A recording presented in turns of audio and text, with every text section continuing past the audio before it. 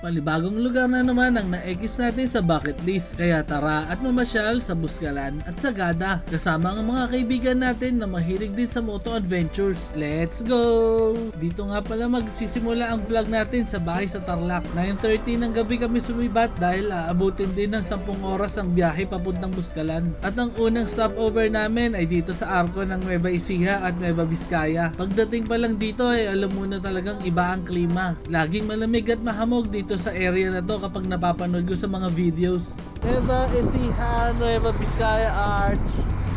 Woo! Ang fog! Ito, yan ang fog oh. Grabe, lamig na dito. Dito nga pala kami dumaan sa Aritao kaya napakaraming bus at truck na kasabay sa daan. Buti na lang at lahat kami ay naka-Freecon intercoms kaya nakakapagbigay ng go signal yung nasa unahan kung pwede na umovertake sa malalaking sasakyan. Pagkatapos ng mahabang liku-likong daan na wala din ng mga truck at bus, maya-maya at may nadaanan kaming 7-Eleven. Tagpasya kami na huminto muna para makapagkape at kumain. Kaya lang yung ano ka na itlog. Ikaw, tingnan mo Nick.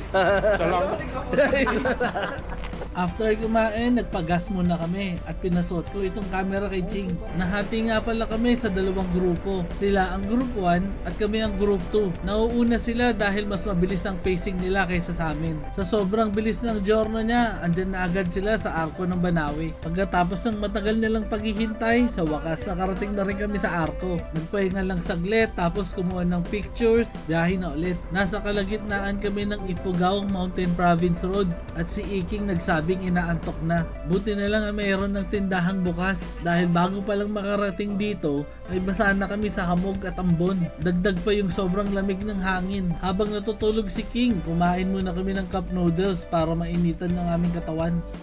Hello guys! Hello from South Korea. Ang lamig dito. Grabe, sobrang lamig. Ayan na, umaga na, magsi 6 AM na. Tingnan yung fog oh. Grabe. Ayan. Dito sa boundary ng Ifugao Mountain Province. Diyan kami, nag-noodles. Grabe. Tingnan nyo, sobrang hamog. Tapos ang misty parang umaambon. Super lamig. Ganito yung mga klase ng rides na gusto ko eh. Na kahit lamig na lamig, nag-i-enjoy pa rin ako kaysa sa mainit na panahon. Kaya sinusulit ko na ang gala bago pa mag-summer ulit. Wow, grabe! Sea of clouds! Woo!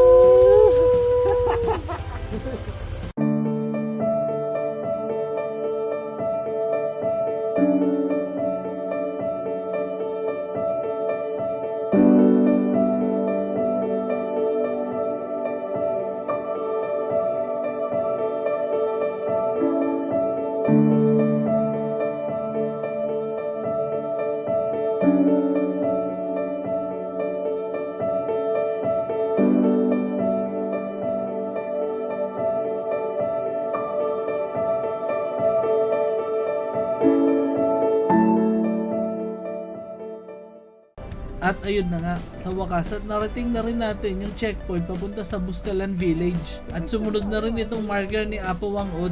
Nung una sabi ko sasakay ako ng tram paakyat ng village. Pero nung nakita ko gaano kataas, uy wag na lang, lalakad na lang ako. At eto na nga, lalakad na kami.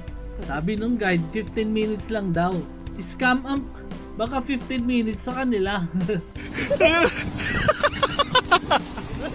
Puta, kala mo nagbabala sa mo. Sabi nga nila, ay, sorry po. Sabi nga nila, don't look down.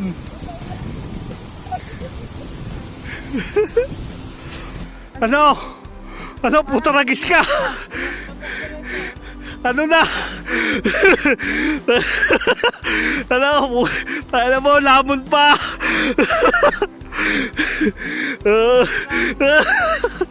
Ano? Grabe, sobrang pagod ko nung paakyat.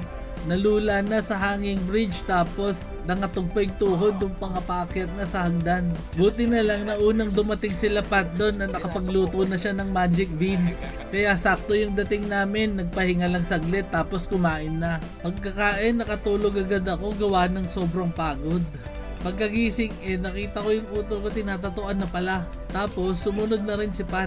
Yung dalawa namang magkapatid doon nagpatato kay Grace at Elyang, ang mga direct descendant ni Apo Wang-od. After nila matatuan, nagkape-kape muna kami tapos nakatulog na. Kinabukasan, tinawag agad yung number ng grupo namin para matatuan na ng signature ni Apo Wang-od. Hindi nga pala ako nagpatato at magpapapicture lang sana ako kay Apo. Kaso habang naghihintay sumakit ang ulo ko at tinamaan na naman ng antok. Kaya wala akong litrato. Di bale, sa susunod na balik ko dito magpapatato na rin ako. O paano, masyado nang mahaba tong video na to. Sa next episode na lang yung biyahe papuntang Sagada. Kaya kita-kits tayo sa susunod na video. Paalam!